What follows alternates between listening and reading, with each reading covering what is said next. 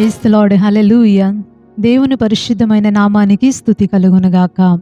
ఉదయకాలపు మన్నా అనే ఈ కార్యక్రమాన్ని చూస్తున్న మీ అందరికీ ప్రభు పేరిట ప్రత్యేకమైన వందనాలు తెలియచేస్తూ ఉన్నాం. ఎలా ఉన్నారండి?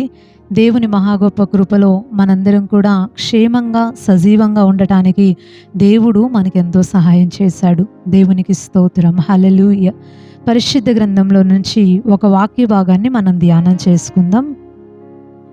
138వ కీర్తన 6వ వచనాన్ని మనం చదువుకుందాం. యెహోవా మహోన్నతుడైనను, ఆయన దీనులను లక్ష్యపెట్టును. ఆయన దూరము నుండి గర్విష్ఠులను బాగుగా ఎరుగును. దేవునికి స్తోత్రం, హల్లెలూయా. మనం చదువుకున్నటువంటి ఈ వాక్య భాగంలో చాలా మంచి మాట రాయబడి ఉంది.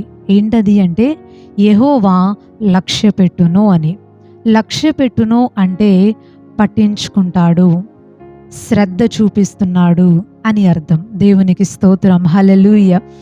సాధారణంగా ప్రతి మనిషి కూడా కోరుకుంటాడు, కష్టంలో ఉన్నప్పుడు, బాధలో ఉన్నప్పుడు, ఇబ్బందిలో ఉన్నప్పుడు ఎవరైనా మమ్మల్ని పట్టించుకుంటే బాగుండు, ఎవరైనా మాకు సహాయం చేస్తే బాగుండు, ఎవరైనా మా పైన శ్రద్ధ నిలిపితే బాగుండు, మేము చాలా ఇబ్బందిలో ఉన్నాం కదా, ఒక్కళ్ళమే ఒంటరిగా చాలా కష్టపడుతూ ఉన్నాం కదా, ఎవరైనా మాకు సహాయం చేస్తే బాగుండు, పట్టించుకుంటే బాగుండు అని చాలామంది ఎదురు చూస్తూ ఉంటారు. ఈ ప్రస్తుత పరిస్థితుల్లో విజయవాడ పట్టణంలో లేకపోతే చుట్టుపక్కల ప్రాంతాలలో జరుగుతున్నటువంటి పరిస్థితుల్ని మనం గమనించినప్పుడు అక్కడున్నటువంటి ప్రజలందరూ కూడా మనసులో ఈ ఆలోచన కలిగి ఉంటారు. ఎవరైనా మమ్మల్ని పట్టించుకుంటే బాగుండు, ఎవరైనా మాకు సహాయం చేస్తే బాగుండు, ఎవరైనా మా మీద దృష్టి నిలిపి మమ్మల్ని ఈ యొక్క ఆపద నుంచి, ఈ యొక్క కష్టం నుంచి కాపాడి మమ్మల్ని ఒక సేఫ్ ప్లేస్లోనికి తీసుకెళ్తే బాగుండు, ఎవరైనా మాకు ఆహారం పెడితే బాగుండు అంటూ ఎవరైనా మమ్మల్ని పట్టించుకోవాలి అని ప్రస్తుతం ఇలాంటి క్రిటికల్ పొజిషన్లో ప్రజలు చాలా ఆశపడుతూ ఉంటారు. అయితే దేవుడు చాలామంది మనుషులకి మంచి మనసునిచ్చి పట్టించుకునేటట్టుగా చేసి ఈరోజు చాలామందికి అనేక రీతులుగా సహాయాలు అందటానికి దేవుడే వారి మనసుల్లో అలాంటి ప్రేమని కలుగచేసి ముందుకు తీసుకువెళ్తూ ఉన్నాడు. దేవునికి స్తోత్రం, హల్లెలూయా. అయితే మనము వ్యక్తిగతంగా ఆలోచించినప్పుడు చాలాసార్లు మన కుటుంబంలో మనకి వ్యక్తిగతంగా జరిగేటటువంటి ఇబ్బందుల్లో మనం కోరుకుంటూ ఉంటాం, ఎవరైనా మమ్మల్ని లక్ష్య పెడితే బాగుండు అని.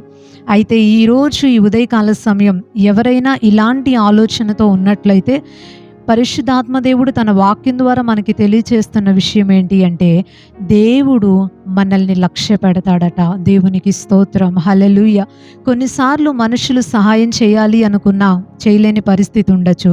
కొన్నిసార్లు మనుషులు మనల్ని పట్టించుకోవాలి అనుకున్నా అక్కడ ఏదో ఆటంకం ఏర్పడి ఉండొచ్చు. వాళ్ళు చెయ్యాలి అనుకున్నా చేయలేకపోవచ్చు. కొంతమంది అసలు చెయ్యాలనే ఆశే వారి హృదయాల్లో లేకపోవచ్చు. అందుకే మనల్ని పట్టించుకుంటాము, మీరు మొదలు పెట్టండి, మీతో ఉంటాము, మీకెందుకు, మీ వెన్నంటి ఉండి మేము సహాయపడతాము అని చెప్పి మాట ఇచ్చినటువంటి చాలామంది ప్రజలు ఈరోజు మనల్ని వదిలేశారు కదా. చాలాసార్లు మనల్ని పట్టించుకోకుండా మనల్ని ఒంటరి వాళ్ళని చేసి బాధ పెట్టి ఉంటారు కదా. కానీ మనం ఆరాధిస్తున్నటువంటి దేవుడు మాత్రం అలాంటి దేవుడు కాదు. ఆయన మాట ఇచ్చాడంటే తప్పకుండా పట్టించుకుంటాడు. దేవునికి స్తోత్రం, హల్లెలూయా. పరిశుద్ధ గ్రంథంలో రాయబడి ఉంది. ఈ సమయంలో ఇశ్రాయేలు ప్రజలను ఒకసారి నేను జ్ఞాపకం చేయాల్సి వస్తే నిర్గమాకాండ గ్రంథం 3వ అధ్యాయంలో మనకి బాగా వాళ్ళను గురించినటువంటి వివరణలు కనిపిస్తూ ఉంటాయి. 2వ అధ్యాయం 3వ అధ్యాయాన్ని మనం చదువుకున్నప్పుడు అక్కడ దేవుడు మోషేతో మాట్లాడుతున్నటువంటి సందర్భంలో ఒక మాట చెప్పారు. ఏమని అంటే, నా ప్రజలు అనేక సంవత్సరాలుగా ఐగుప్తు దేశంలో చాలా ఇబ్బంది పడ్డారు. చాలా ఆ యొక్క కఠినమైనటువంటి పనులు చేయలేక ఆ ఇనుప కులుము లాంటి ఐగుప్తులో చాలా బాధను అనుభవించారు. అలాంటి బాధలో, అలాంటి ఇబ్బందిలో వారు పెట్టినటువంటి మొర నేను విన్నాను. వారి యొక్క నిట్టూర్పుల్ని నేను చూశాను. వారి యొక్క మూలుగుల్ని నేను విన్నాను. అందుకని వారి యొక్క మూలుగుతున్నారు కాబట్టి, వారి నిట్టూర్పు విడుస్తున్నారు కాబట్టి, బాధతో అల్లాడిపోతున్నారు కాబట్టి నా ప్రజలని నేను ఆదరించటానికి ఆ యొక్క ఇనుప కొలిమి లాంటి ఐగుప్తు దేశం నుంచి వారిని నేను విడిపించటానికి నేను దిగి వచ్చాను అని దేవుడు చెప్పాడు. దేవునికి స్తోత్రం, హల్లెలూయా. మనుషులైనా మనకి దిగొచ్చి సహాయం చేస్తారో లేదో తెలియదు, కానీ సృష్టికర్త అయిన దేవుడు తన బిడ్డలు బాధపడుతూ ఉంటే, ఇబ్బంది పడుతూ ఉంటే, కష్టంలో అల్లాడిపోతూ ఉంటే, ఆపదలో చిక్కుకుపోయి ఏం చేయాలో తెలియక వేదన చెందుతూ ఉంటే, దేవుడు మాత్రం మనల్ని చూస్తూ మౌనంగా ఊరుకునే దేవుడు కాదు, మనకి సహాయం చేయటానికి దిగొచ్చేస్తాడు. దేవునికి స్తోత్రం, హల్లెలూయా. ఆ రోజు ఆ ప్రజల్ని, ఇశ్రాయేలీయుల్ని ఐగుప్తు దేశం నుంచి విడిపించిన దేవుడే ఈరోజు మన విషయంలో కూడా వారిని పట్టించుకున్నట్టే పట్టించుకొని ప్రతి ఒక్క సమస్య నుంచి, ప్రతి ఒక్క ఇబ్బంది నుంచి, ప్రతి ఒక్క ఆపద నుంచి తప్పించటానికి, పట్టించుకొని విడిపించటానికి సమర్థుడై ఉన్నాడు. ఆయనే ప్రభు అయిన యేసుక్రీస్తు. దేవునికి స్తోత్రం, హల్లెలూయా. అయితే దేవుడు ఎవరిని పట్టించుకుంటాడు? దేవుడు ఎవరికి సహాయం చేస్తాడు? ఆయన నిజంగా సహాయం చేసే దేవుడైతే ఎందుకు ఈరోజు చాలామంది ప్రజలకి సహాయం కలగట్లేదు? మందిరానికి వెళ్ళే వాళ్ళు, ప్రభువుని నమ్ముకున్న వాళ్ళు, సంవత్సరాల తరబడి భక్తి చేసుకునే వాళ్ళు కూడా ఇంకా ఎందుకు శ్రమలో ఉన్నారు, ఇంకా ఎందుకు కష్టంలో ఉన్నారు, ఇంకా ఎందుకు ఆపదలతో ఇబ్బంది పడుతున్నారు అని చాలామందికి ఒక డౌట్ రావచ్చు. అయితే దేవుడు పట్టించుకునే దేవుడే, లక్ష్య పెట్టే దేవుడే. అయితే దేవుడు ఎవరిని పట్టించుకుంటాడు, ఎవరికి సహాయం చేస్తాడో కూడా ఆయన చెప్పాడు. కండిషన్ లేకుండా దేవుడు ఏ పనిని కూడా చేయడు.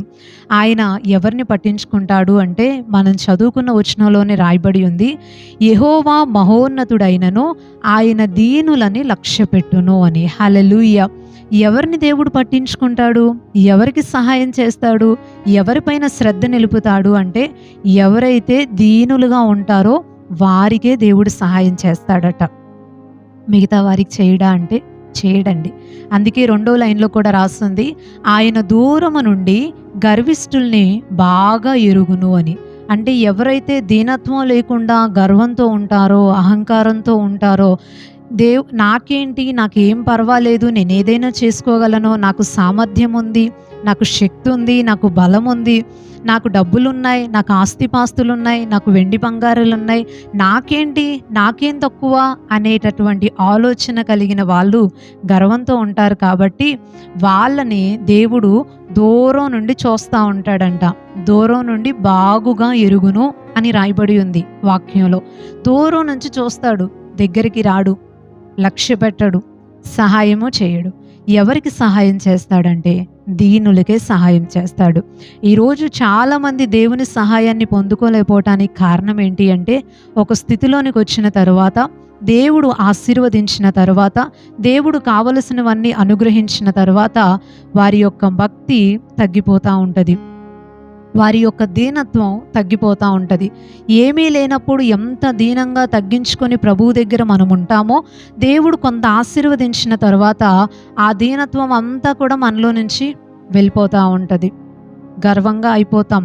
ఏం పర్వాలేదులే, నాకు డబ్బులున్నాయిగా, ఏం పర్వాలేదులే, నాకు భోజనం ఉందిగా, ఏం పర్వాలేదు, నాకు శక్తి ఉంది, నేను ఎలాగైనా సంపాదించుకోగలను, నేను ఎలాగైనా కూడబెట్టుకోగలను, ఎలాగైనా కట్టుకోగలను, ఎలాగైనా తీర్చుకోగలను అని మన మీద మనం ఆధారపడుతూ ఏం పర్లేదు, నాకేం తక్కువ అనుకుంటూ గర్వంగా ఉండి ఈరోజు చాలామంది దేవుని యొక్క సహాయాన్ని పొందుకోలేకపోతున్నారు. కానీ పరిశుద్ధ గ్రంథం స్పష్టంగా తెలియచేస్తూ ఉంది, దేవుడు అహంకారుల్ని ఎదిరించి దీనులకే కృప చూపిస్తాడట.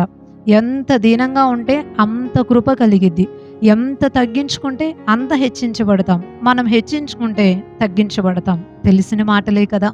పరిశుద్ధ గ్రంథంలో పేతురు పత్రికలో, లూకా సువార్తలో ఈ మాటలు రాయబడి ఉన్నాయి. మనందరికీ ఎన్నోసార్లు మనం ఈ మాటల్ని ధ్యానం చేసుకుంటాం. దీనత్వం అనేది లేకపోవటమే ఈరోజు దేవుడు మనల్ని సరిగా పట్టించుకొని సహాయపడకపోవటానికి కారణం, దేవుడు మనల్ని వదిలిపెట్టేయడానికి కారణం. మీ కష్టం మీద మీరు ఉండండి, మీ యొక్క సామర్థ్యం మీద మీరు ఆధారపడ్డారు కాబట్టి అలాగే చేయండి అని దేవుడు మనల్ని విడిచిపెట్టేయడానికి గల కారణం మనలో ఉన్నటువంటి గర్వమే. ఈ ఉదయకాల సమయం ఈ మాటలు వింటున్న ప్రియ సహోదరి సహోదరుడా, మీరు ఎలాంటి మనసుతో ఉన్నారో నాకు తెలియదు. ప్రభువు మిమ్మల్ని పట్టించుకుంటున్నాడో లేదో కూడా నాకు తెలియదు. కానీ మనకి ఖచ్చితంగా తెలుస్తుంది, మన మనస్సాక్షి మనతో మాట్లాడుతుంది.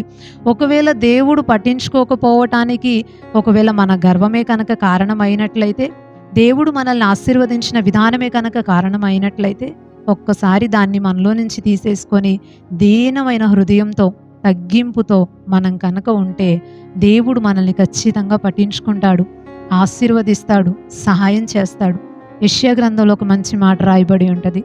యెహోవా మహోన్నతుడైనా కూడా వినయం కలిగిన వారిని ఉజ్జీవింప చేయటానికి, నలిగిన వారిని ఉజ్జీవింప చేయటానికి, దీన మనస్సు గల వారి దగ్గరికి, వినయం కలిగిన వారి దగ్గరికి నేను నివసించడానికి వచ్చాను అని దేవుడు చెప్పాడు. దేవునికి స్తోత్రం, హల్లెలూయా. దేవుడు దీనంగా ఎవరైతే ఉంటారో వాళ్ళతో కలిసి ఉంటాడు, వాళ్ళని పట్టించుకుంటాడు, సహాయం చేస్తాడు. దేవుని యొక్క సహాయం మనకు కావాలి అంటే, దేవుని దృష్టి మన పైన నిలబడాలి అంటే, ఆ దీనత్వం మన హృదయంలోనికి రావాలి అంటే తప్పకుండా దీన మనస్సు అవసరం.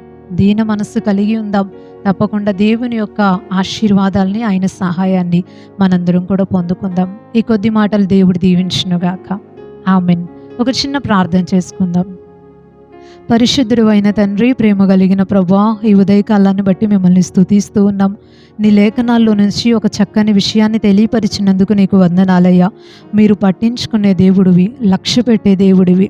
మీరు మమ్మల్ని లక్ష్య పెట్టాలి అంటే మేము దీనంగా ఉండాలి అని, గర్విష్ఠులకి నువ్వు దూరంగా ఉంటావు అని, అలాంటి వారికి నువ్వు ఎదురిస్తావు, వారిని నువ్వు ఇష్టపడవు అని నీ లేఖన మాటల్లో నుంచి మేమందరం కూడా నేర్చుకోవడానికి సహాయపడినందుకు వందనాలు. ఈ ఉదయకాలాన్ని బట్టి మిమ్మల్ని స్తుతిస్తూ ఉన్నాం ప్రభువా. ఎంతమంది అయితే దీన మనస్సు కలిగి ఉండాలి అని నిర్ణయించుకున్నారో ప్రతి ఒక్కరికి నీ యొక్క అమూల్యమైన సహాయాన్ని దయచేయండి, పట్టించుకోండి ప్రభువా. మనుషులు విడిచినా నువ్వు విడిచే దేవుడు కాదు. అందరికీ నీ సహాయాన్ని దయచేసి దీవించి ఆశీర్వదించమని కోరుతున్నాం. ముఖ్యంగా ఈ యొక్క అననుకూలమైన వాతావరణంలో ఎంతోమంది ప్రజలు ఎన్నో రీతులుగా ఇబ్బంది పడుతూ ఉన్నారు. ప్రతి ఒక్కరికి అమూల్యమైన నీ సహాయాన్ని అనుగ్రహించండి. ఈ వరదలకి చిక్కుకొని ఎంతోమంది ఈ యొక్క వాతావరణంలో చాలా కష్టపడుతున్నారయ్యా. తినటానికి లేక, ఉండటానికి లేక, సరైన వసతులు లేక, సదుపాయాలు లేక, ఆకలితో ఎంతోమంది కన్నీళ్లతో అలమటించిపోతున్నారు. దయచేసి వారందరినీ ఒక్కసారి మీరు జ్ఞాపకం చేసుకోండి, పట్టించుకోండి, వారిని మీరు పోషించండి. సహకరించే అనేక మందిని మీరు లేవనెత్తి అందరూ కూడా తమ చేతులు చాపుతూ అలాంటి వారికి సహాయపడే మనస్సు కలిగి ఉండటానికి సహాయం చేయండి. ఈ ఉదయకాలపు దీవెనలతో ప్రతి ఒక్కరిని దీవించి ఇకపైన కూడా ఎలాంటి కీడు ప్రమాదాలు మా యొక్క దేశం మీదకి, రాష్ట్రాల మీదకి, మా యొక్క ప్రాంతాల మీదకి రాకుండా ఉండునట్లు సహాయం చేయమని వేడుకుంటూ నజరేయుడును శక్తి కలిగిన యేసుక్రీస్తు వారి శ్రేష్టమైన నామంలో ఈ ప్రార్థన అడిగి వేడుకుంటున్నాం పరమ తండ్రి. Amen, amen. అందరికీ ప్రైజ్ ది లార్డ్ అండి. మరలా తిరిగి రేపు ఉదయకాల సమయం ఉదయకాలపు మన్నా అనే ఇదే కార్యక్రమంలో పాల్గొని దేవుని మాటలు విని దీవించబడదాం. అప్పుడు వరకు దేవుని మహా గొప్ప కృప మనందరికీ తోడై ఉండునుగాక. ఆమెన్. Praise the lord.